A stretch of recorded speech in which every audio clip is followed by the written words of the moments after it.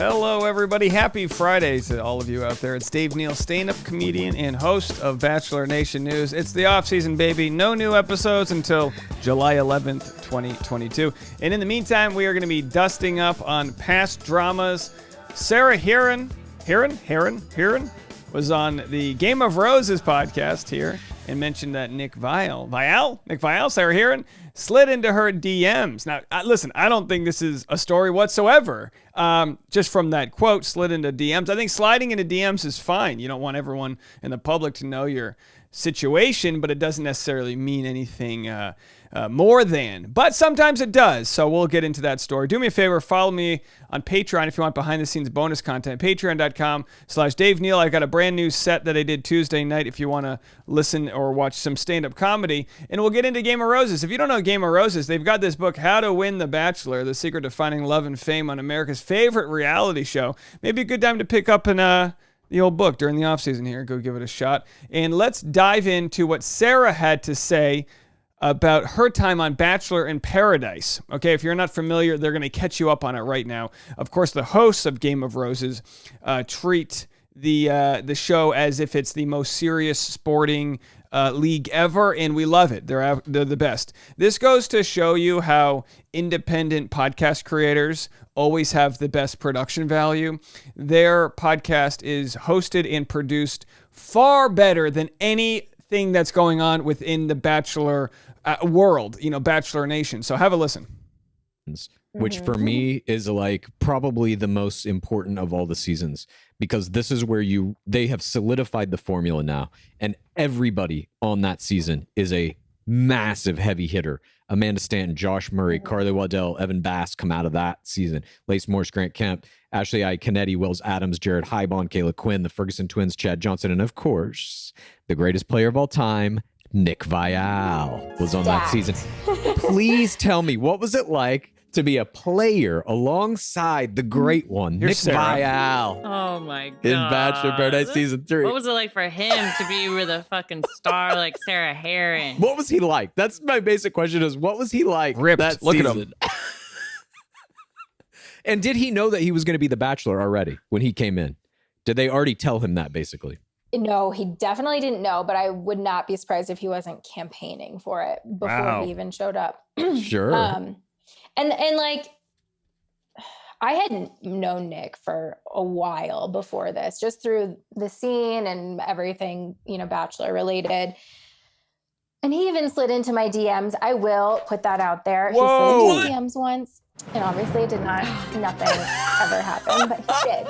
Let the record show. All right, we got to put it in the record. Nick slid into her DMs. Again, listen, if I'm going to adjudicate this, if Ref Dave's going to come in here, I'm calling no foul on the play because we don't know anything further. Now, if he slid into DMs and slid in with some, JPEGs of his, small YouTube channel, that's a metaphor for his junk, then that would be another scenario. But if he slid into the DMs and said, hey, you want to get some coffee sometime, I don't think it's a big deal at all. You just can't win, you know what I mean? Like, on this instance, I'm taking Nick's side because, because I think implying that he slid into her DMs sounds a lot worse than what it might be. I don't know. Maybe there's a story. Let's listen. Love this record. Oh, my God. No, so then when we showed up in Paradise. Slide into my DMs right here. I don't know. I had met him in person several times, and I just knew, I was like, he's going to be campaigning for sure. But he ended up hitting it off. I think he kind of bounced around. I don't really remember, but he ended up hitting it off with Jen Saviano. Jen. And they seemed like a really good fit, honestly. So I was like, oh, okay, well, I guess it's Carly, maybe Evan, Lace. it stops here. But Nick is very Chad. What people maybe don't know about him, I think he's been more transparent about it now in post Bachelor, is like he's pretty he's an emotional, sensitive guy, and he's pretty introverted. So he was not a guy that was like on the beach peacocking or anything. Like, he's pretty reserved, and you would find him most of the times having like one-on-one conversations. Let me just say this. Listen, okay, for what it's worth, having abs that nice is peacocking. You know what? I love it. And again, I don't blame the guy. He looks great. You know what's so funny here is all of the guys have their shirts off. that have nice abs, and then my smart Rhode Island friend here and Evan are like, you know what, we're gonna button up for this photo. You know, that's like me. If I'm looking like this, it's because I'm hiding my breadbasket there. But boy, look at Chad. And what's crazy too, I think we're approaching season 7, season 8, I don't even know at this point, is that this is only 4 years ago. This isn't that long ago. But look how the styles have changed. Now we're in the short style, but even Chad was popular then. And by the way, this is 100%. I guess I shouldn't say because I don't want to be sued, but I would speculate that this is a synthetically altered muscular tone there versus someone like the top right here, our DJ friend here. This is a normal body. This guy eats a little bit of the bread at Olive Garden. Respectfully speaking, you know, it's free. With people or hanging out with producers or contemplating things a lot, but he was not like super sociable in the scene. You mentioned that he slid into your DMs, and now, like in the contemporary Bachelor in Paradise, everybody's sliding into everybody's DMs, and the producers are using that to build narratives. And if you were at Stagecoach, and who did you have sex with when you were at Stagecoach, all that stuff comes into play now, and you'll be villainized or lauded or whatever the case may be. In that era, in Bachelor in Paradise season 3, was that kind of the case? Were you guys meeting up outside the show? Did you have certain storylines or relationships that the producers used on your season? I think by season 3, people were doing that to a degree. Season 1, we were not. We were like scared because producers would say, like, if you reach out to anyone, if you communicate with anyone, you'll get sent home. And so people were really good about not chatting too much. And then by season 3, I think it was, but it wasn't like it is now. People weren't dating at Coachella before they even arrived to Mexico. It was not like that. But I think, you know, people started hitting each other up just to see, like, test the waters, see who they were going to have a connection. Yeah, isn't that funny how, you know, the show was built on the idea that they had never met before. And then as social media has obviously taken off, which, you know, it's been taken off, but now they kind of have the cat's out of the bag. They all know each other. Storylines spill onto the beach from off. Here's a storyline that you guys might not have heard. Exclusive, The Bachelor spinoff, Bachelor in Paradise, will not be renewed for an 8th season this year, sources say. And then, of course, that's a hashtag April Fool's Day joke from Bachelor Reality. That is not a true story.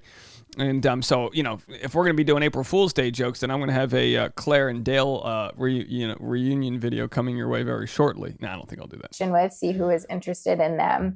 And it was not like Nick never even really hit on me. He just, I think, was probably like trying to get to know everyone. See, so there is no story. Turn it. The story's gone. And they're like, listen, I already ordered the story. We're already delivering the tea. You know, no, send it back. There's no story. We don't need it. I know someone in the audience's cat just got scared. The point is that there's no tea here. Now, it doesn't mean I don't love this podcast. I love Game of Roses, but Sarah, she led with the slide. It's only called sliding if there's something nefarious happening. If he's just campaigning to be on The Bachelor, one might say capitalizing on his opportunity, we have no problem with that. Everyone should be listen, let me tell you something. Everyone on the show is trying to capitalize, so those that made it clearly are better at the gig than those that didn't. If you know it. He's like, I'm starting my campaign. You're first on my list. I need it. You got to win Iowa first if you're campaigning for Bachelor. I feel like that's how it works. You win Iowa, South Carolina's big, and then if you can take California. An endorsement. I firmly believe exactly what you said. I think he was campaigning to be the Bachelor, and obviously successfully, because he then was Bachelor, season 21. I mean, look, love it or not, or like, he's one of my favorite people to watch. Like, I wouldn't say he and I necessarily have the strongest relationship or friendship today. We do not speak at all. I think we follow each other on Instagram, and that's about it. But I thoroughly enjoyed him as the Bachelor.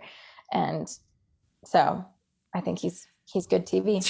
You know, he's an example. You know, we always look at the examples of how it can be hard for an introvert to be the lead. Claire Crowley had a hard time. But Nick, you know, as I think he's a self-proclaimed introvert, I think he sort of masks it well. I think he's soft-spoken, but he's able to give people the time and relatively pretty good at his communication, you know, which is something you learn over time, of course, learning how to cope with whatever whatever it is, like, you know, if you're someone who is an introvert and then you have 30 women coming after you, that could be overwhelming.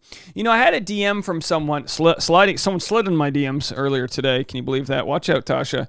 And they had said that they had a bachelorette party in Las Vegas. And respectfully, they told me, they were like, I might have some tea for you. They're like, I had a bachelorette party, but we saw Brendan Moraes there. And Brendan Moraes, let me go to his page here. Brendan Moraes was actually a jerk to us. We were going to go up to him, but he was such a jerk and he was standoffish. And my thought with that was, look, maybe he doesn't know who you are and why you're coming up to him and what you want from him. And maybe he's waiting for his girlfriend and they agree that they wouldn't like take photos with other people because it gets in the way and draws attention to them. We just don't know. So if he's trying to live his life, obviously if he's in Vegas, he's going to be kind of well known there. But if he's trying to live his life, it might be very challenging because you might want a photo, but then that makes everyone look at him and now he becomes the center of attention. And maybe he's introverted as well. You know what I mean? So we really never know what someone's story is. And when we're like, oh, that person was such an a-hole, you just don't know. I tell the story when I was on Melrose in Fairfax in Los Angeles going to a stand-up show, and someone yells out of their car, Dave Neal! And I was like, huh? Like I was confused. Like I was like, I didn't know if it was a buddy or a girl. I didn't know what it was. And then like an hour or two later, I get a message from someone saying, hey, sorry if I startled you. I just recognized you. And I was like, no, not at all. I felt bad. I wasn't ready because, you know, we live our whole lives in anonymity. And then all of a sudden, you know, not me so much, but these people in this case have people eyeballs on them, and there's no book on how to deal with that, you know, unless you're a top A-lister. You just sort of like, you get startled because you're used to people either knowing you or not knowing you. I don't know. Let me know what you guys think. So that's the lukewarm tea would be doing this a disservice. This is iced tea. This is iced tea o'clock here on April 1st, April Fool's Day to all of you guys, which I don't have any April Fool's videos. I don't know. I don't want to mess with my algorithm and send you any clickbait you don't need. So what you see is what you get. We'll be on the Patreon all day today. Come check it out. Patreon.com/Dave Neal if you want to work with Dave. Live streams all day long.